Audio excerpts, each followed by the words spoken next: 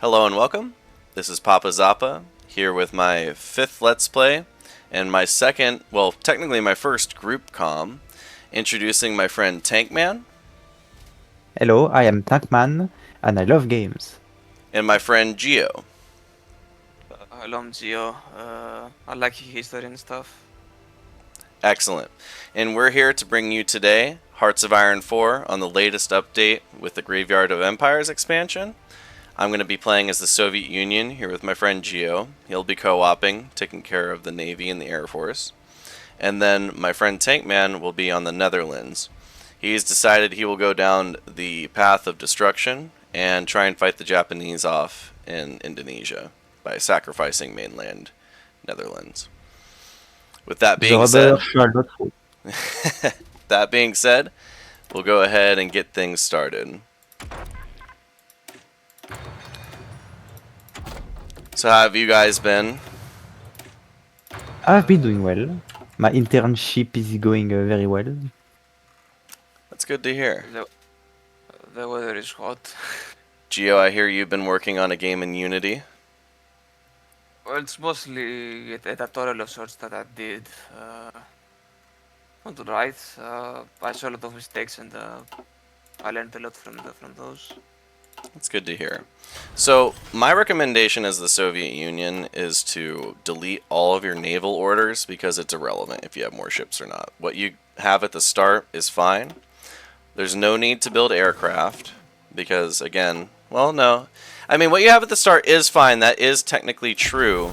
But I like to wait until I have better aircraft models before I start putting in my factory production towards that. So instead, we're going to shift that production over to the basic necessities like artillery, infantry equipment, support equipment, and trains. The choo-choos. Tankman, how about you? What are your production priorities for the start of the game as the Netherlands? Well, for equipment for the army, simple guns should do. Mostly to build up garrisons that I'm going to put in the Indies. As for the navy, instead of producing convoys, I'm already producing the latest model of submarine. Interesting. I've decided that I'm going to prioritize doing convoys for the entire playthrough pretty much as the Soviets, just in case we need Lend-Lease. Now, the Soviet Union starts with 11 tank divisions, however 6 is fine, so I just delete the other 5 and use that equipment to fuel the tank divisions left over. You can't delete these NVKD divisions, so what I like to do with them is just put them as far away from me as possible in Manchuria. And keep them over there. Definitely make sure your logistics priority is on trucks for these guys on the Far East, just because the supplies over there are really terrible. And then as far as your mainland forces, so your infantry divisions, it's best to keep them aligned on railroads so they're near logistic hubs so they don't starve to death in the winter when that inevitably comes. May I add another tip to the people that will go into Siberia? Absolutely. So if you put divisions near Vladivostok, the game will think, Vladivostok is the better port to get supplies from, but considering the low amount of convoys you start with, you're going to run out of them. So I would recommend putting the Sea of Japan in access level blocked. Yeah, and what Tankman means by that is here in the Sea of Japan we have access level allowed, which means fleets and trade routes can go through there. Avoid, which means they won't go there unless they have to. And then blocked, which will mean that none of your ships will go here. It's a very relevant option for when you're dealing with an enemy who has naval superiority over you, or you just don't want to deal with submarines too much. So like when the Atlantic War kicks off, it's helpful to funnel your convoys out of the way of the deep ocean, for example.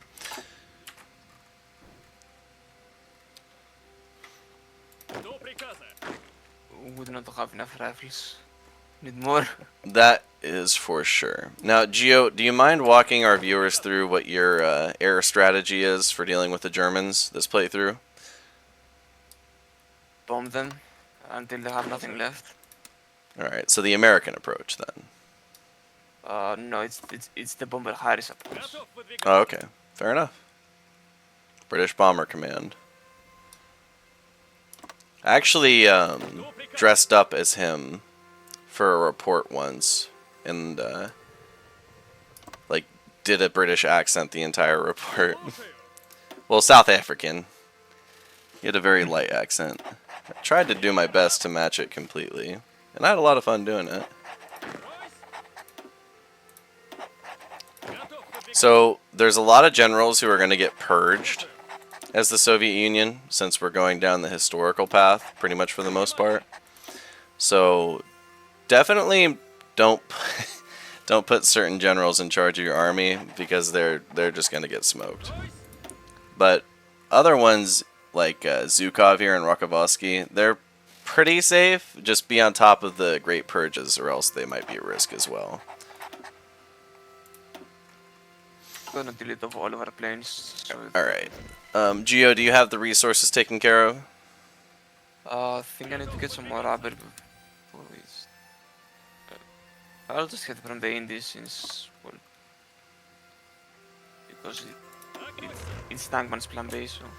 Now, this is, it's not completely necessary, but I do like to name the different kinds of armies after what they are. So, like, we've got the first tank army here, for instance, because it is made up of tanks and motorized infantry. And then these will just be the 1st through 5th army, as I name them. Now, Tankman, are you ready to unpause? I am ready. Geo? Up to you. Alright, then we're gonna go ahead and get right into it.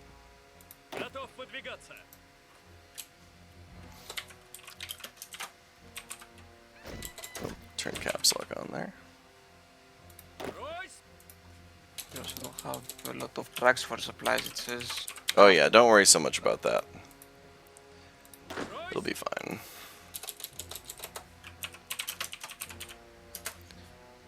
Alright, gentlemen. So now that we're in game and we've got it going, I'm curious what some of your guys' favorite war films are. Well, for me, it will be in French, La Grande Vadrouille, starring Louis de Funès. Oh, That's the one we watched together? Where he's in France and he has to escape German occupied France to Vichy France. I highly recommend that movie as well. It's really funny. There are a couple scenes in that just bust my sides up. What about you, Geo? have to go with Das Boot. Now, as someone who hasn't seen Das Boot, why should I watch it? Because it's somebody in German, you don't get a lot of German movies that they speak from the German side, sorts. And it is from a German director. Now, what years does it depict?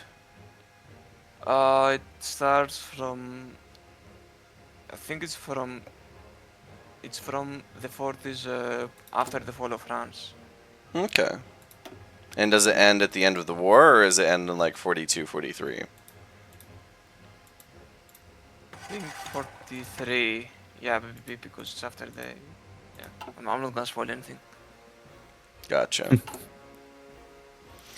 Alright, so there's, for the division templates, I like to put my elite divisions and the ones that I view as important up near the top, and the garrisons near the bottom. So these NVKD guys are going to stay right at the bottom along with the cavalry. And then tanks, alpine divisions, and paratroopers are going to be the most important, so they're at the top. Now, you might be wondering why the symbols look a little weird. I use NATO symbols for my divisions. So tanks are going to be represented by this circle here. And if it's a medium or a heavy tank, they're going to have lines on the side. whereas trucks are represented by this dual line with 2 dots. It's kind of I believe the reason for that is because cavalry is usually represented with the one diagonal line, so a truck kind of it combines that with the infantry, whereas infantry is just the 2 lines. And then paratroopers got this weird symbol that I guess kind of resembles a parachute.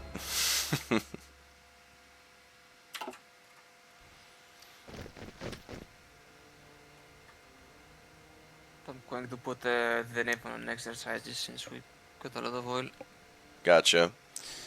Now, for me, I'd say my favorite war film is probably Kelly's Heroes, just because I've seen that a lot since I was a kid. It's got Clint Eastwood as the main character, Donald Sutherland as the like hippie tank driver, and Telly Savalas is the squad leader, and lots of other actors who I can't remember the name of, who are excellent.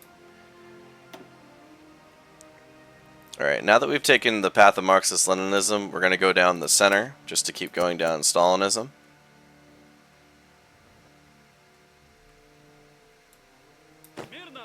Alright, so this red symbol means that our supply status isn't very good, but it doesn't matter so much until, especially for when you're in peacetime, unless it specifically has the skull symbol next to it, which means you're suffering from attrition losses.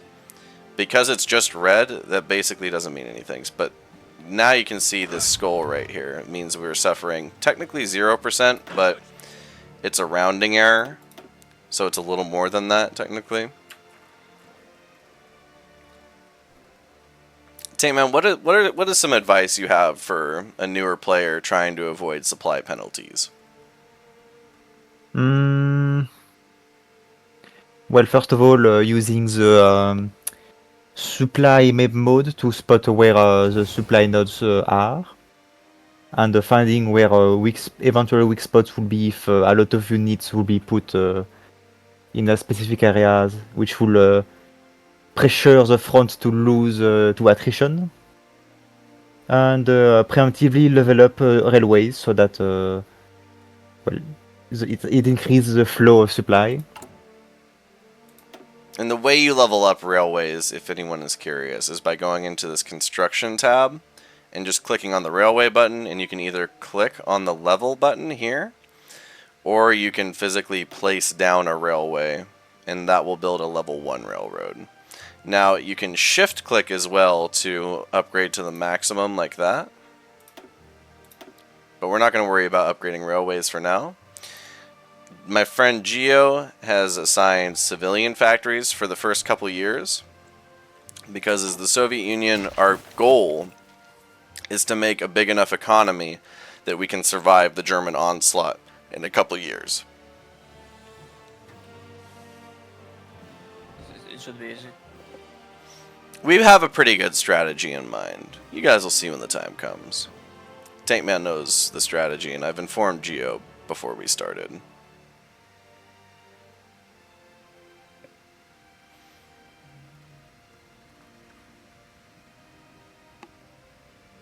So for the Navy, I'm guessing I'm not gonna build any ship, like you want only convoys. What's the plan? For now, convoys is fine, considering we have a pitiful amount. Only 45 remain unused and 15 for supplies is really bad. Yeah. Even Greece starts with more. I would certainly hope so. Greece is an important naval nation for the local area. You probably can't get to most of the country without having convoys. But yes, but they're kind of not relevant, I should say. Mm-hmm. Alright, so here's my next question for y'all. If you had to say what your top 3 Hoi 4 countries were, what would you say? And in the comments, feel free to answer your own top 3 if you have them. Well, Tankman, you wanna go first? Yes, sure, Geo. For me, number 1 country will be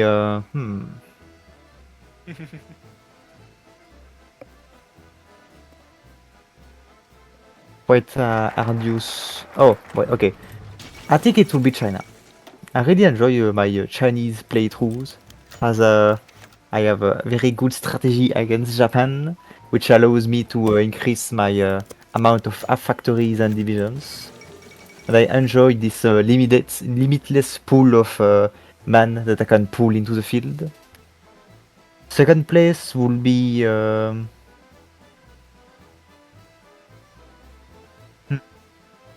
I guess I enjoy Canada too. It may not have the same amount of population as China, but it makes up for it with a very arduous industrial sector.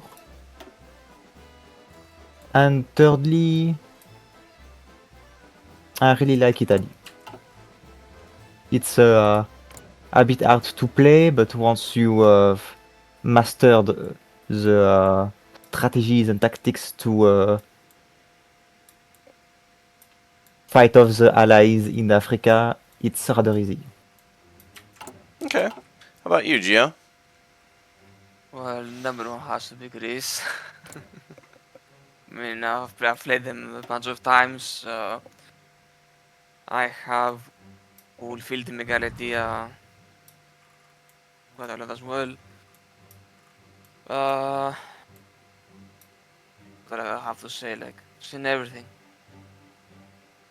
Well, except the communist part, of course, because I don't like to play as communist Greece. Second country, Japan, because I can build a pretty good navy. I already have a good one to start with.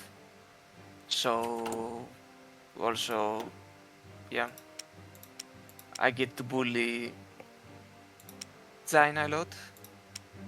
Like, don't say the Americans. If I destroy the American navy, then basically I win. I don't need to play anymore. I can start a new ship. Third country. I haven't played a lot others, but I'll go with Germany because of the size of the land industry. You can make a lot of tanks, infantry equipment, and all that, planes. But usually it's not enough to win the war because you have to work for it. Mm-hmm. Okay. Okay. Interesting list. For me, I think it's pretty easy. The Soviet Union is my favorite country to play as. I can see that. It's I tend to view it as essentially a bigger Germany, especially in the context of the mini playthroughs I have done where I'll defeat Germany and then go on to fight the Allies afterwards. The second place would probably be Germany, just because the recent expansion they got with Gotterdammerung really made them a lot more enjoyable to play. There's a lot more going on with them. And then for third place, I would probably go with Britain, United Kingdom. I really enjoy how they get to fully take advantage of all three branches of the armed forces, so the Air Force, the Army, and the Navy. And they're all over the world, so you get a lot of different kind of fighting. The one thing that I find that's really lacking even after the Graveyard of Empires changes is that the Burma campaign is just not that great. So that's pretty much the only thing that prevents them from being higher for me is like you can't really, for as important as it was historically, you can't really have a good campaign there. Either the Japanese are too weak. Well, no, they're pretty much always too weak. In my experience, I don't think I've ever seen AI Japan actually manage to take out India, unless we were specifically like buffing them to be on the hardest difficulty. Well, I guess the main issue with that is usually for the Burma campaign to happen, Japan needs to win Indochina. But considering that they are at war with the Chinese warlords and stuff, they get pushed out of Indochina rather easily by the combined effort of the Chinese United Front and the Allies. Mm-hmm. And with that, Tankman has pretty much nailed exactly why it doesn't really work. Now, I am going to be building these experimental facilities in different places throughout the Soviet Union. Geo, where do you want the naval facility? I'll let you decide.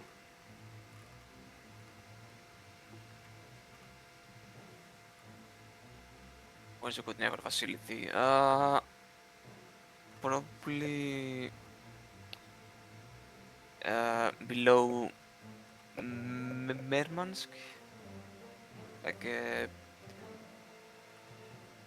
Like here? Ah, If you're in the construction tab? I'll just give you a ping. Like, Oh, probably here. Archangelisk? Okay. There's already a base there, and I feel like it's where a lot of the Soviet navies began. Okay. So while we were talking, the Great Purge did start. So if you're playing the Soviet Union, this is really important to keep track of. If you don't, expect to lose a lot of your generals and a bunch of other things that are going to inconvenience your country.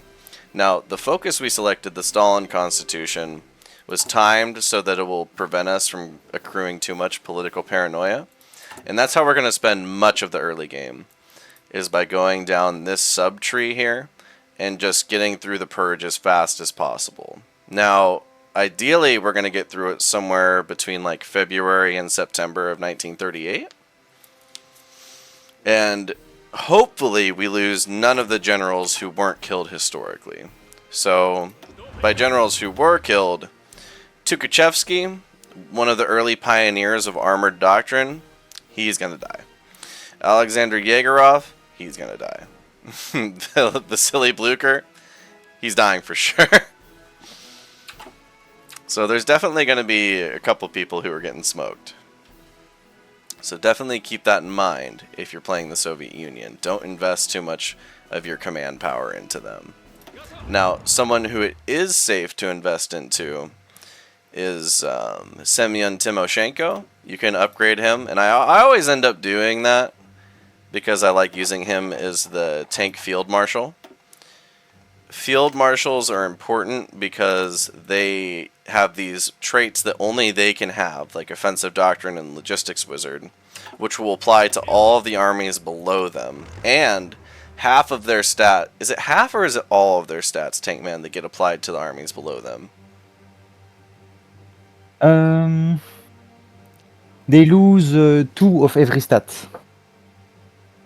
Okay, so most of the stats that Timoshenko has is going to be applied down below. Is it a minimum of 1 or does it go to 0 if you're at 2? Minimum of 1. Okay. Alright, now we're going to do the Zinkivite Terrorist Center. This is going to start the first purge. These are unavoidable, so don't worry too much about it. Now, as far as military stat... Sorry, Gio. Stars. No. Okay. I'm just wondering. Wondering what, my friend? Who is gonna die this time? Okay, yeah, we'll see. As far as political power is concerned, this number that accrues every day and allows us to change stuff in laws and government, military staff, and in the decisions tab, I find it important to hire an army expert right away, just so you can get your army experience climbing. This is important not only because the Red Army has a minus 10% debuff because of their national spirit with the Red Army here, but also because without army experience, it will be impossible to change your division templates. So if I wanted to make this light tank division, well, motorized division with light tanks, into a medium tank division, it would be impossible for me because each one costs 5 to add.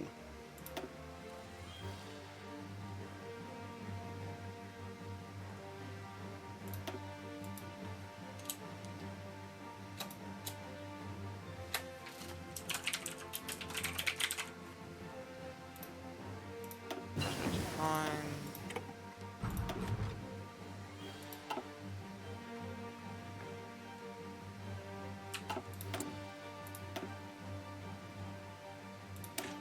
Now, as far as concentrated industry versus dispersed industry, it kind of depends on a couple things. For one, your personal opinion on which one you like better. And then for another, how much you feel like you're going to be bombed. So if you're Germany or like Italy or one of the countries that's subject to the Western power bombings, it's almost recommended that you take dispersed industry. But if you just like the raw output, then concentrated industry is your friend. Personally, I'm a much bigger fan of concentrated industry, but I believe, Tankman, you're on the dispersed industry side, are you not? Yes, I certainly am, Zappa. Simply put, dispersed industry gives a little something called production efficiency retention, which allows me to regain most of my production efficiency when changing the templates of my production. And what he means Which by makes me, that, yeah, by all means, keep going. which allows me to produce the newer equipment faster. So what Tankman means by that, when we inevitably research an upgrade for something like our infantry equipment, we're going to have to switch to it. And when we do, a lot of the industrial know-how that we've gained up until that point for production efficiency is going to lower to represent the fact that we've tooled our factory over and it needs time to recuperate where it was. So if you want to get up to maximum production faster, certainly dispersed industry is your friend.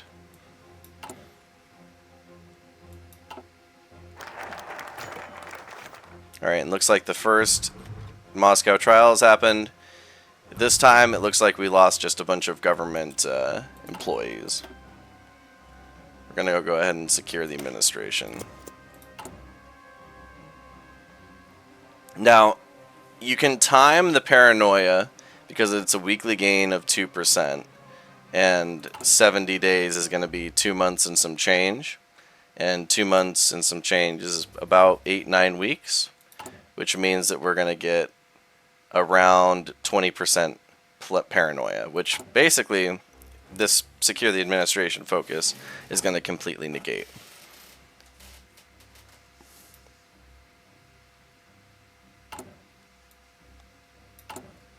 Now, Tankman, do you have any advice for the viewers on if they're deciding to play the Netherlands?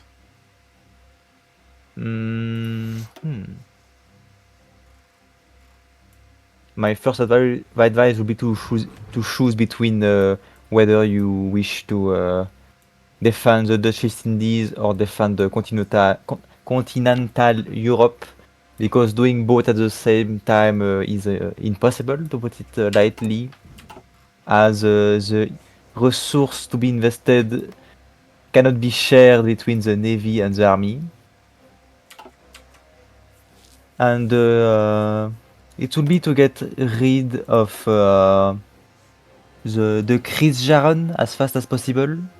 It's the malus that is applied at the start of the game, which gives at its maximum minus 50% construction speed, which is absolutely atrocious. And it looks like you've already reduced that to minus 30%, so you've gotten some progress there. I'm now working on getting rid of the other big malus of the Netherlands, which is the weak government, which doesn't allow me to produce a significant amount of political power. Now, how do you feel about Shell Shock Spectator of the Great War? Well, the only very impactful factor for me is the factory output one, and considering the Netherlands has access to the manpower pool of the Dutch East Indies, the recruitable population factor malus isn't that significant. Gotcha. Alright. And with that, the Spanish Civil War begins. Let's go ahead, Geo. I'm going to ask to send volunteers, including air volunteers. And they've accepted. So, Geo, I need you to transfer those 200 tactical air bombers and get them worked up in the south so we can go ahead and start whittling away at nationalist Spain. Gonna have to deploy them somewhere first and then I'll send them over. By all means. Go ahead and take control of the pause and unpause button while you're doing that, and I'll talk about my recommendations for the Soviet Union and what to take care of. So the big deal that we have at the beginning with the Soviets, like I mentioned before, is the purge, and we're actively working through that. But we also have this 5-year plan, which it starts pretty bad for what it's worth. Like we get a 5% bonus to SIB factory construction speed, which okay, that's fine. But a consumer goods cap, which is terrible. The production efficiency growth minus 15%, which essentially means do not change over your production unless you want to take a really long time to get that going again. The Soviet Air Force is horrible. At least in terms of this national spirit. We're going to have to work through at least 5 or 6 focuses to get that going anywhere positive. And until then, we can expect massive losses, even with a superior force than an enemy. It doesn't mean that we're going to lose every air engagement. It just means that there's going to be a lot of attrition. And that we're not going to fight as efficiently as we otherwise would have. The Red Army isn't so bad. You can live with all of these things. It just means they're also not going to fight as efficiently, and they're not going to gain experience as well because you're getting so many of your experienced soldiers killed. Politicized military is a little annoying just because you're going to be paying extra for every point of doctrine, which you're going to see here in the officer corps. And these are going to cost like 120 each instead of the normal 100.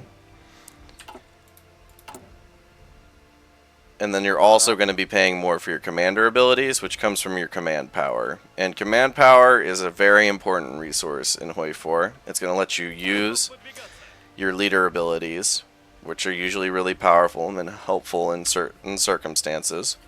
And it's also going to let you upgrade your generals to field marshals, and it lets you assign traits to your generals and field marshals. It also lets you do special missions. Well, so like raids are going to require command power, as well as close air support. Now, Geo, can you move the close air support we're getting to southern Iberia? That's where I plan on attacking with the tanks. Sure thing. No, you said in southern, right? Yeah. There's a pretty good air base in Murcia that you can use that's safe from being taken over. Alright. Now, we are going to go ahead and save the Spanish Civil War for next part because we're going to go ahead and end right here. So I want to thank you very much for tuning in to part 1 of my co-op Hoi 4 Let's Play. Next time, we're going to take down the Nationalist Spanish and move further along on the 5-year plan and the Great Purges. Thank you so much for tuning in. Consider liking and subscribing if you liked the content. And until next time, auf Wiedersehen.